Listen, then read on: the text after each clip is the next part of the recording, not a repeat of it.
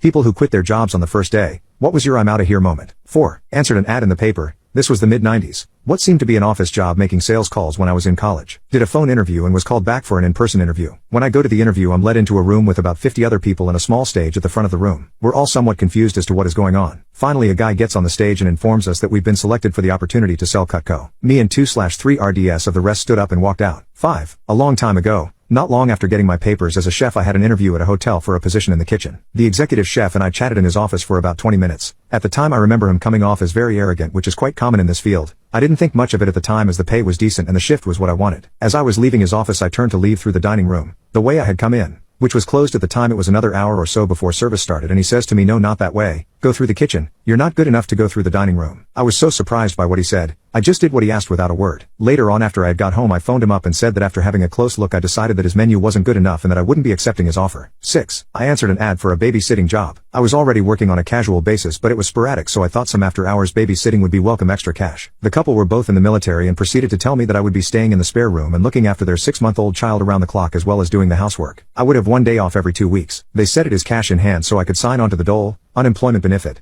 to make up the rest of the money. I left on the spot. They wanted a live-in housemaid and nanny, not a babysitter, and they were not able to pay for one. Why they thought it was up to me to illegally collect the dole to subsidize them, I don't know. 7. I interviewed for a professional marketing assistant and got the job straight away. I was under the impression that I would be an assistant to the man I was interviewed by. When I showed up for my first day, the same waiting room I was in the previous day was full of people. I quickly learned that we were all hired, and that I would be a door-to-door salesperson selling some pretty useless poop. I spent my entire day inside a Starbucks applying for other jobs and went home, got paid, but never went back. 8. Salesman for Kirby Vacuums. First sale call was to a single elderly woman who was supporting her son in hospital. They got us in the door by offering a free carpet clean as a demonstration. The supervisor training me pushed and pushed to make the sale until this old woman was in tears. Just as she was about to sign the paperwork, I asked if she actually wanted to vacuum, and she said it was lovely but she couldn't afford it. I took the paperwork away from her and said not to worry. Outside, I told the supervisor I quit, to which he replied I would have been fired anyway. No love lost. I hung around for half an hour playing on my phone to make sure the supervisor left because he was a real piece of work. 9. It was a petrol station and the manager wanted me to work for free until I had learned their computer systems to what he deemed a satisfactory extent. I agreed to do it, because I needed a job,